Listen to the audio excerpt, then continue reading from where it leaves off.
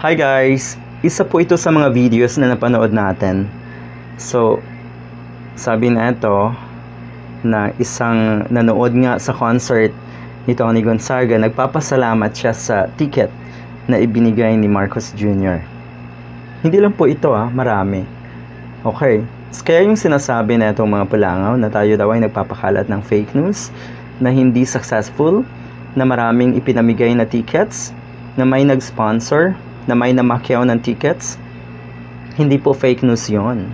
Lahat po yun ay galing mismo sa mga supporters nyo na hindi nag-iisip ng tama. Diba? Nga naman, first time, diba? First time na manood siguro ng live concert ay talagang dapat ipagmayabang. Ang daming lumabas po na resibo. Okay?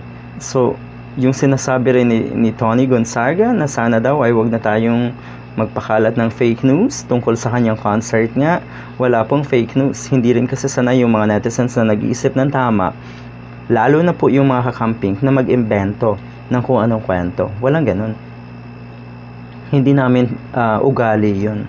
Yun po ay pawang ugali ng mga pulangaw, yung mga, diba, yung mga utu-utu nating kababayan. Ugali nila yan. So eto, hindi na natin ipapakita yung mukha, pero napakarami po niyan. Napakaraming nagpapasalamat na sila ay nakakuha ng tickets galing nga po kay Marcos Jr. Na naman, sasabihin ng mga yan, ng mga politiko halimbawa, na nagsasponsor nga ng ganitong event, na mumudmud ng tickets, karapatan naman daw nila yan, galing daw kasi sa sariling bulsa nila yung pinambayad.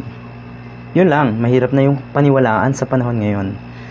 Mahirap po talaga. At hindi na bebenta yung ganong, ay galing sa sarili kong bulsa ito. Tot niyo, di ba?